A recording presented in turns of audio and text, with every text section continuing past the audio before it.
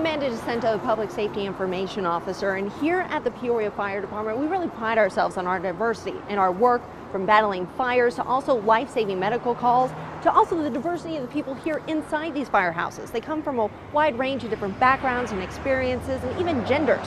And while most firefighters are male, we have 8 female firefighters that are just as diverse, coming from many different backgrounds. They serve as paramedics, engineers, and even captains, and they are an integral part of this department.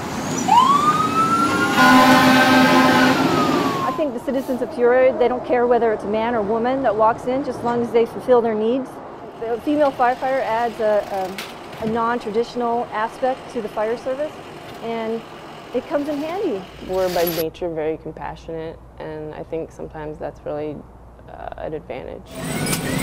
Most here will tell you it was that compassion and a compulsion to help people from a young age that led them into firefighting.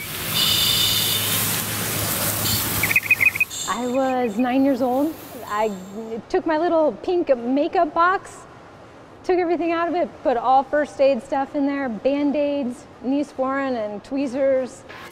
And if there was any kids on the block that had a scrape or a cut, I wanted to be the one to help them. When I was 16, I was a lifeguard and had a cool little rescue experience. And I decided I wanted to do more of that pre-hospital type rescue stuff. As a little kid, I always wanted to be a firefighter, according to my parents. Since I was like 3 years old, I always said I was going to be a firefighter. Others found their way to this career through curiosity. You're driving by a scene call, you like look, you want to see what's going on, you want to know what's going on. I guess I just had that, and I had a stronger need to know and to do. I went on a ride-along my senior year of high school. It was nothing I ever had thought about doing before. I fell in love with it right away. I did one ride-along and I was hooked. Changed the path completely. It is a challenging job that requires a lot, but these women say that's part of the attraction. I like being active, so it's a good fit for me. There's a mental toughness that's necessary. A lot of people tell me, I don't understand, how you run into a burning building when I'd be running the exact opposite way. I think the best part of it is every day is different. Okay, so maybe we run fall injuries like 10 a day, but everyone is different. Every patient is different. We run house fires. They're always different. There's something different. I mean, it's always changing, it's challenging. Yep, just start pushing any of these. From serving 5 years to more than a decade, these women all differ in experience and jobs. 2 are captains who are responsible for leading their crews on every call. Based on what I get on this computer, I have to make a decision on the best route, how many resources I need, who else to call. I may be the one who's responsible for the whole scene that we're on, the incident that we're on. We work as a group, a team. More than half of the female firefighters are also paramedics. They have more than 1,000 hours of special training so they can offer advanced life-saving medical treatment. Being a paramedic, you answer to a physician. I mean, and you're giving drugs, you're giving narcotics, you're working with equipment that can either save or hurt someone. Mandy Gardner is a paramedic, but also the only female engineer in the department. She's in charge of the truck, from handling the water calculations during a fire to driving to the calls, getting everyone there safely.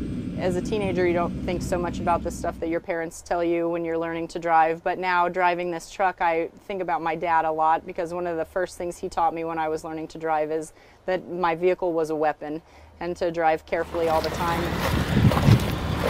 Gardner, along with Betsy Sianka, is also trained to handle technical rescues, which can often be in difficult terrain and require some special equipment. I think the best part of the job is coming to work every day, and you just don't know what you're going to experience that day. If you're the kind of little girl who loves to run and play ball on the playground and hair is always a mess and school pictures are less than primped and perfect, then you're probably the perfect kind of little girl for the fire department. These women do warn this job is not for everyone, and it does take a special woman to put on these boots. That's what I tell young women. This is challenging, it's non-traditional. You're gonna meet challenges where people are not going to accept you, but they don't count. You count. And what you give back to the public, the citizens of Peoria, is what's important. It is not for everybody, though. It's definitely a personality, and you have to be physically fit, and you have to have thick skin, and you got to want to do it, want to help people. But if you do have what it takes and work hard enough to get on the department, what the job gives back is priceless. The family aspect of it is huge for me. I look forward to coming to work every day. I genuinely do. We have a lot of fun. We joke around a lot. Some of the hardest times I've ever laughed have been at work. And I genuinely like helping people. That's at the core of why I do it. It's like just hanging out with your best friends for 48 hours at a time. We cook together and work out together, train together. So we get to know each other pretty well. It's like a family, it's like brothers and sisters. Talk to any of the Peoria firefighters, and regardless of gender, you will hear the same thing over and over. They love their job, the diversity that every day brings, but most of all, they are truly one big family of brothers and sisters.